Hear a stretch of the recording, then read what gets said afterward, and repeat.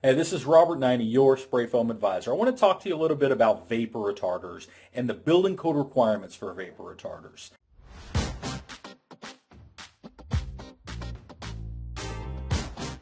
Vapor retarders is one of the questions I get most often related to insulation and spray foam insulation. In IRC 702.7, the code says that we need a Class 1 or Class 2 vapor retarder on the interior side of frame walls in climate zones 5, 6, 7, 8, and marine 4. What this means is that in those northern climate zones, a vapor retarder of less than 1 perm is required in those spaces, in that interior side of the wall for those applications, for those designs. So let's talk a little bit about what these vapor retarder classes are. These are products that are tested in accordance with ASTM E96, and they determine a vapor permeance rating for these building materials. A building material is going to be classified as either Class 1, Class 2, or Class 3, or have no class if it's above the limitations for a Class 3 vapor retarder. So what this means is a Class 1 vapor retarder has a less than 0.1 perm rating. These products are like polyethylene, aluminum foil, sheet metal. These types of products are very, very impermeable even when it comes to vapor.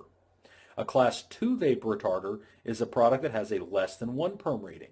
This is going to be like a properly installed craft face bats that are installed to achieve a Class 1 vapor retarder.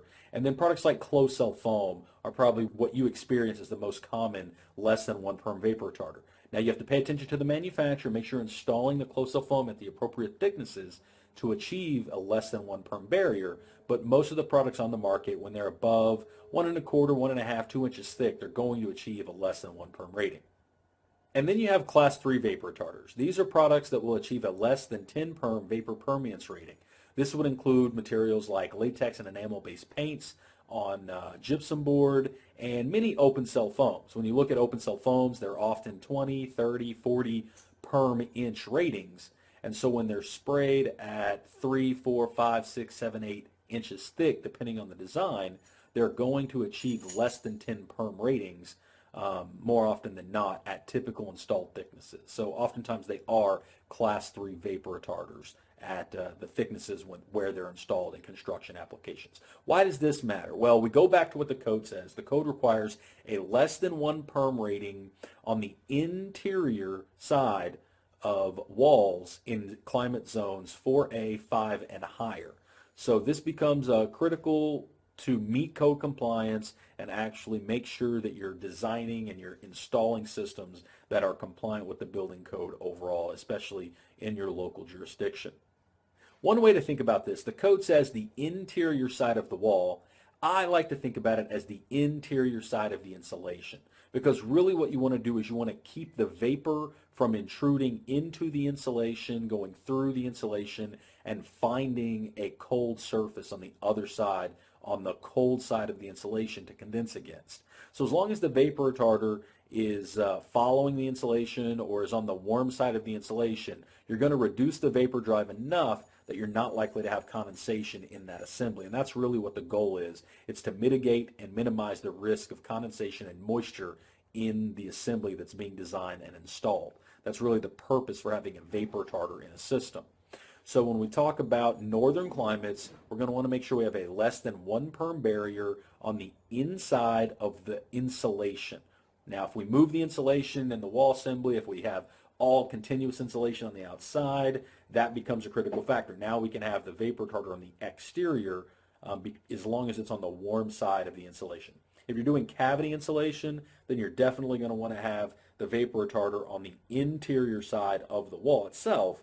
But if you move that insulation to the exterior, for example, if you're installing closed cell foam to the outside of a building and you're exclusively doing closed cell foam in the exterior of the building, well, you want that vapor retarder can actually be moved to the exterior because that's where the insulation is. Well, in the case of closed cell foam, you're going to have a less than 1 perm vapor retarder in the same plane as the insulation. So you don't need an additional vapor retarder on the inside of the wall assembly in that case. It is in contact with the insulation plane, and it is the same product in and of itself, providing that multiple benefit that you get from closed cell foam, giving that insulation and vapor retarder in a single application. There is an exception to this rule, and 702.7.1 of the IRC allows Class 3 vapor retarders when very specific construction guidelines are met. And I'll put this table up right here so you can see, but in Marine 4, vented cladding over wood structural panels, vented cladding over fiberboard, vented cladding over gypsum, continuous insulation with R value greater than 2.5 in a 2x4 wall, continuous insulation with R value greater than 3.75 in a 2x6 wall, and you can go ahead and read the table for climate zones 5, 6, 7, and 8. And in general, these are some of the different types of parameters where you can use a Class 3 vapor retarder in these different type of designs to meet code when it comes to vapor retarders.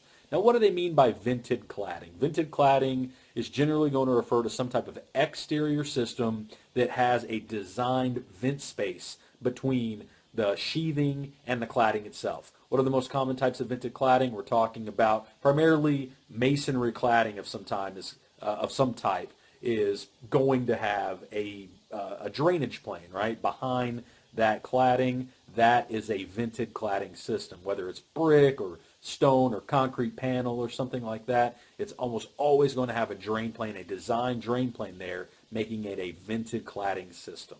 So with that in mind, IRC 702.7 for vapor retarders, it tells us that we need a less than 1 perm material on the inside of the insulation, on the inside, the way the code is worded, on the interior side of the frame wall in climate zones 5, 6, 7, 8, and Marine 4. So that's where the requirement comes from. That's why you always hear about a less than 1 perm retarder. Often you may have heard this called a vapor barrier. The code never talks about vapor barriers. The code only talks about vapor retarders.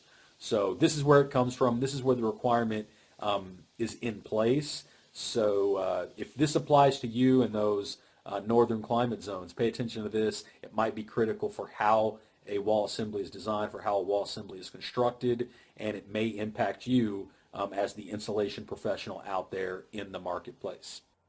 So this is the vapor retarder section of the code. It's IRC 702.7, and the whole point behind this is to mitigate the migration of moisture into the wall assembly, minimize the risk for condensation somewhere and the potential freezing of that condensation inside the assembly, so we take better care of our structures and we get longer lasting buildings by using good design. This is Robert Naini with Spray Foam Advisor. Check us out on some more videos.